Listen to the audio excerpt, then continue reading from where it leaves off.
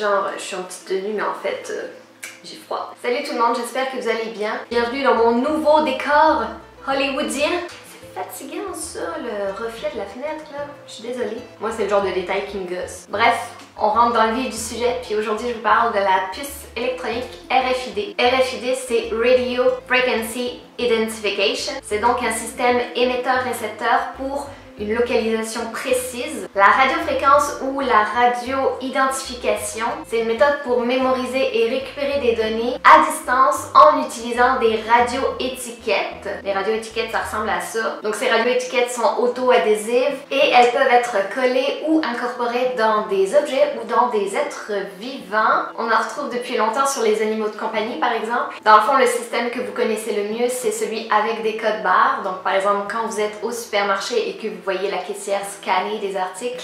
Pourquoi est-ce que je vous parle de ça?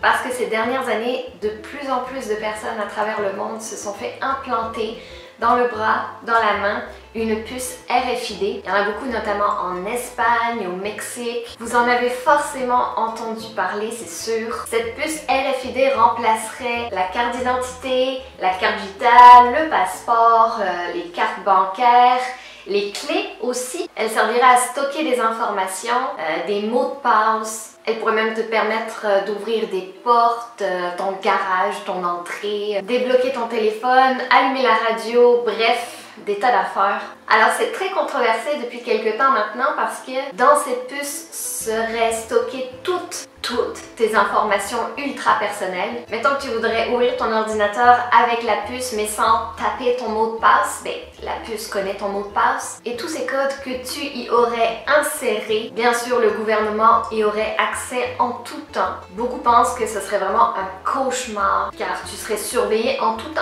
Alors oui, on est déjà surveillé avec Internet, hein, nos téléphones portables, les réseaux sociaux, etc.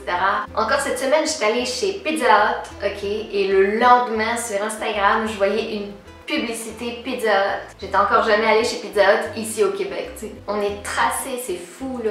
Avez-vous remarqué que toutes les recherches que vous faites sur Internet, peu de temps après, les réseaux sociaux vont vous en parler? Tous les matins, moi j'arrive chez Tim Hortons et mon téléphone me demande de me connecter au réseau internet de Tim Hortons. Mon téléphone reconnaît l'onde dont il a besoin comme pour se connecter. Ben c'est ça, la puce fonctionnerait à peu près de la même façon. Comme une connexion facile, mais forcément beaucoup plus poussée puisqu'elle contient toutes tes données personnelles. Alors d'un côté avec la puce, on pourrait avoir accès à une très grande sécurité. Tu pourrais vendre ça aux parents et leur dire si jamais ton enfant est enlevé un jour, ben grâce à cette puce, on va pouvoir le retrouver. Donc forcément, si on ne réfléchit qu'avec ce genre de points, c'est sûr que waouh, c'est formidable. Et d'un autre côté, tous nos faits et gestes vont être surveillés, analysés, partout où il y aura des récepteurs et en tout temps. Donc la puce RFID serait aussi un super moyen de paiement rapide, plus besoin de carte bancaire comme je vous l'ai dit. Tout l'argent serait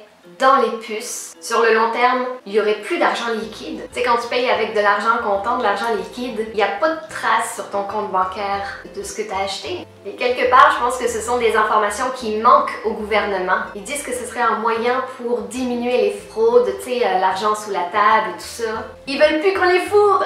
En 2007, un producteur et réalisateur américain, Aaron Russo, je le dis sûrement très mal, dévoile dans une entrevue le plan des élites grâce aux confidences que lui avait faites Nick Rockefeller.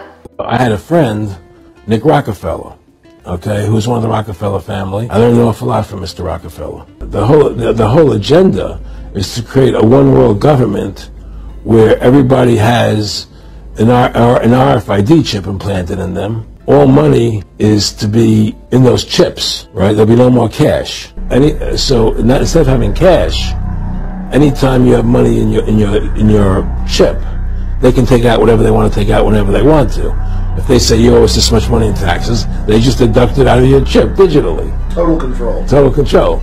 And if you're like me or you, and you're protesting what they're doing, they can just turn off your chip, and you have nothing. You can't buy food. You can't do anything. It's total control of the people. Je peux pas vous mettre la vidéo au complet, mais vous irez voir dans la barre d'infos, je vais la mettre. Aaron Russo meurt 6 mois après avoir fait cette entrevue. Aaron était devenu un militant politique. Il aimait ça dénoncer la politique américaine à travers des documentaires qu'il faisait, par exemple. Pour lui, les droits des citoyens semblaient vraiment importants. Et il avait même dit ceci à propos des attentats du 11 septembre. And we used to talk and share ideas and thoughts. He's the one who told me 11 months before 9/11 ever happened that there was going to be an event. Never told me what the event was going to be, but there was going to be an event. And out of that event, we were going to invade Afghanistan. We were going to invade Iraq, you know, to take over the oil fields, establish a base in the Middle East, and make it all part of the New World Order. And I remember he was telling me how how you're going to see soldiers looking in caves for people in Afghanistan and Pakistan and all these places. Donc pareil, la vidéo au complet va être dans ma barre d'infos. Mais si on s'interroge, c'est qui le Nick Rockefeller dont il parle? Bon, logiquement, ce serait l'un des membres de la famille de David Rockefeller, milliardaire américain, l'homme d'affaires qui est mort l'an passé. Nick serait l'abréviation de Nicolas. Pourtant, il n'y a aucun Nicolas Rockefeller qui apparaît dans l'arbre généalogique des Rockefeller.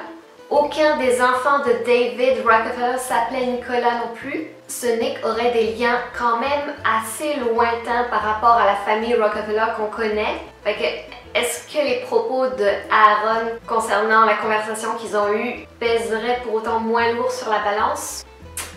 Je pense pas. Toujours est-il que si le Aaron est mort, c'est que d'après moi, ces déclarations ne devaient pas être fausses. Alors officiellement, il est mort d'un cancer de la vessie. Officiellement. Alors soit c'était le timing parfait pour son cancer de faire son œuvre, ou soit il aurait trop parlé. Qu'est-ce que vous en pensez? Moi, ça me conforte juste dans mon opinion qu'on nous cache des trucs à propos de cette puce. Le risque est que, dans un premier temps, ils ne la rendent pas obligatoire. Tu sais, ils te font croire que tu as le choix de te la mettre ou pas, mais que petit à petit, plein d'affaires que tu es habitué à utiliser commencent à ne plus fonctionner sans la puce. Car s'ils dissimulent petit à petit des récepteurs un peu partout, il y a des choses qui risquent de disparaître, de ne plus fonctionner, comme des alarmes tout à fait banales qu'on utilise aujourd'hui. Tu vois le genre de truc? Et que, comme une fois implantée, tu ne peux plus l'enlever, cette puce. Si jamais tu te rends compte que non, tu changes d'idée, t'en veux plus, ils peuvent comme désactiver ta puce. T'as plus accès à rien, tu sais, toutes les données que tu avais programmées à l'intérieur, ben ça fonctionne plus du tout. C'est... ouh. C'est vrai que la puce, tu vas pouvoir un minimum la contrôler, mais c'est surtout la puce qui va donner des ordres. Enfin, pas forcément donner des ordres, mais en tout cas t'aider à communiquer mieux. La puce donne des ordres, elle te contrôle. Je veux pas virer parano, mais what? Alors, il y a une théorie sur les internets qui me fait vraiment capoter, puis j'espère vraiment que c'est pas vrai. Ça dit que les puces RFID implantées dans le corps peuvent contrôler ton corps au complet, ton esprit, ton libre arbitre, avec comme des suggestions vocales, des choses que tu entendrais et qui te feront agir d'une certaine façon. Ça me fait penser à une scène du film La planète des singes que j'ai vu il y a pas longtemps. Je pense que c'était le numéro 2 qui date de 1970, de quoi de même. J'ai pas réussi à retrouver le bout exact que je voulais vous montrer, mais en gros dans cette scène-là, l'homme reçoit comme des ondes qui le forcent à étrangler son ami et les dirigeants lui disent « On ne tue pas nos ennemis, on s'arrange pour que... » ils se tuent eux autres mêmes, entre eux. Tu sais, ils pensaient déjà à ça dans les années 70, là. Donc, selon cette théorie, la puce serait vraiment comme une excuse pour contrôler ton corps.